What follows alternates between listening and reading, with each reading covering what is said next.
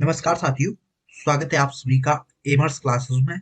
और आज की इस वीडियो में डिस्कस करेंगे उत्तराखंड वन दरोगा से रिलेटेड कुछ इंपॉर्टेंट क्वेश्चंस को। और आज का पहला क्वेश्चन है, निम्नलिखित पादपों में से किसका संग्रह अंग तना नहीं है? ऑप्शन ए है गन्ने का, ऑप्शन बी है अदरक का, ऑप्शन सी है आलू का, ऑप्शन डी है शकरकंद का। तो इस क्वेश्चन का ऑप्शन डी सही है। शकरकंद का संग्रह अंग तना नहीं है, बल्कि यह इसकी जड़ होती है जिसे खाया जाता है।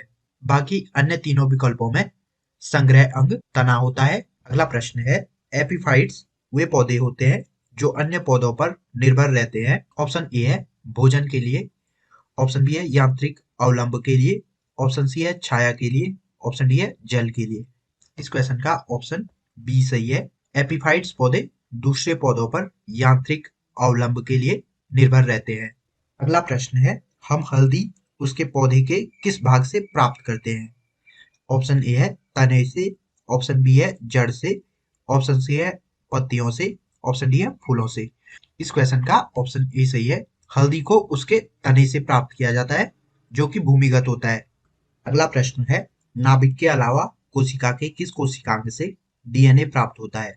ऑप्शन ए है माइटोकॉन्ड्रिया से, ऑप्शन बी है लाइसोसोम से, ऑप्शन सी है रिक्तिका से, ऑप्शन डी है हरित लवक। तो इस क्वेश्चन का ऑप्शन ए सही है। न्यूक्लियस के अलावा माइटोकॉन्ड्रिया से डीएनए प्राप्त होता है। कोशिका का अधिकांश डीएनए न्यूक्लियस में उपस्थित रहता है। अगला प्रश्न है, जलीय फर्न जिसे जैव उर्वरक के रूप में प्रयोग किया जाता है। ऑप्शन ए है साल्विनिया, ऑप्शन बी है एजोला, ऑप्शन सी है मार्सिलिया, ऑप्शन डी है टेरिडियम। इस क्वेश्चन का ऑप्शन बी सही है। एजोला को जैव उर्वरक के रूप में प्रयोग किया जाता है, जो कि ठंडे पानी में उगता है। इसका प्रयोग धान की खेती में जैव उर्वरक के रूप में किया जाता है। अगला प्रश्न है, निम्नलिखित में से कौन सा एक कीटा आहारी पादप है? ऑप्शन ए है पैशन फ्लावर पादप, ऑप्शन बी है घटपर्णी, ऑप्शन सी है रात की रानी, ऑप्शन डी है फ्लेम ऑफ द फॉरेस्ट। तो इस क्वेश्चन का ऑप्शन बी सही है। घटपर्णी या पिचर प्लांट एक कीटा आहारी पादप है। यह पौधे ऐसी भूमि पर उगते हैं जहां खनिज की कमी हो तथा मिट्टी में अम्लीयता हो तथा वहां नाइट्रोजन की कमी हो। यह पौधे नाइट्रोजन की कमी को पूर्ण करने के लिए कीटों को अपना आहार बनाते हैं। अगला प्रश्न है, निम्नलिखित में से किस फसल में नीले हरे शैवाल मुख्यतः जैव उर्वरक के रूप में प्रयोग होते हैं? ऑप्शन ए है गेहूं, ऑप्शन बी है चना, ऑप्शन सी है धान, ऑप्शन डी है सरसों। तो इस क्वेश्चन का ऑप्शन सी सही है। नीले हरे शैवाल धान की खेती में जैव उर्वरक के रूप में प्रयोग किए जाते हैं। अगला प्रश्न है, निम्नलिखित में से कौन सा एक फल है? ऑप्शन ए है आलू, ऑप्शन बी है भिंडी, ऑप्शन सी है मूली, ऑप्शन डी है शकरकंद। तो इस क्वेश्चन का ऑप्शन बी सही है। भिंडी एक फल है, जबकि आलू और मूली तने के प्रकार है, जबकि शकरकंद जड़ का उदाहरण है। अगला प्रश्न है, जीवन चक्र की दृष्टि से पौधे का सबसे महत्वपूर्ण अंग है। ऑप्शन ए है पुष्प, ऑप्शन बी है पत्ती, ऑप्शन सी है तना, ऑप्शन डी है जड़। तो इस क्वेश्चन का ऑप्शन ए सही है। पुष्प या फूल जीवन चक्र की दृष्टि से पौधे का सबसे महत्वपूर्ण अंग होता है। अगला प्रश्न है, जिस रूप से पौधे नाइट्रोजन प्राप्त करते हैं वह है? ऑप्शन ए है नाइट्रिक ऑक्साइड, ऑप्शन बी है नाइट्रेट, ऑप्शन सी है अमोनिया, ऑप्शन डी है नाइट्राइट। इस क्वेश्चन का ऑप्शन बी सही है।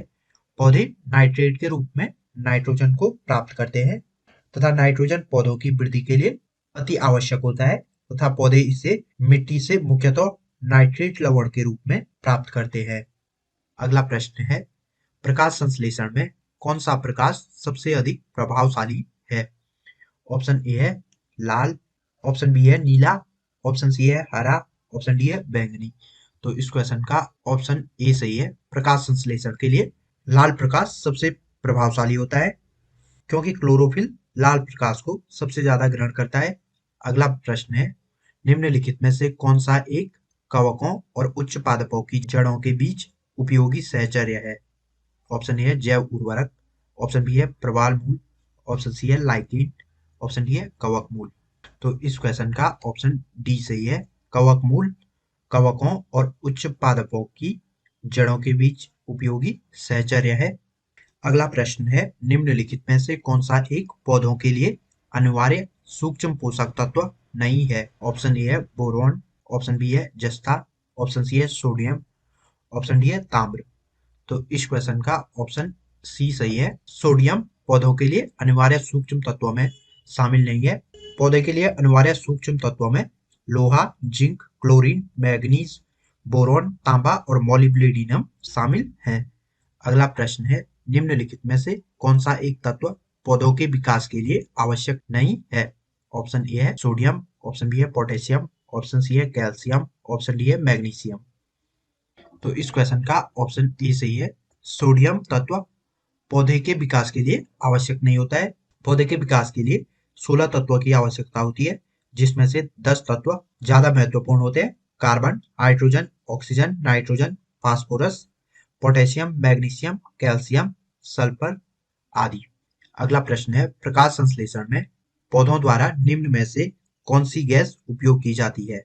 ऑप्शन ए है अमोनिया, ऑप्शन बी है कार्बन डाइऑक्साइड, ऑप्शन सी है क्लोरीन, ऑप्शन डी है सल्फर डाइऑक्साइड। इस क्वेश्चन का ऑप्शन बी सही है। प्रकाश संश्लेषण में पौधे कार्बन डाइऑक्साइड का प्रयोग करते हैं। प्रकाश संश्लेषण के द्वारा पौधे कार्बोहाइड्रेट का निर्माण करते हैं।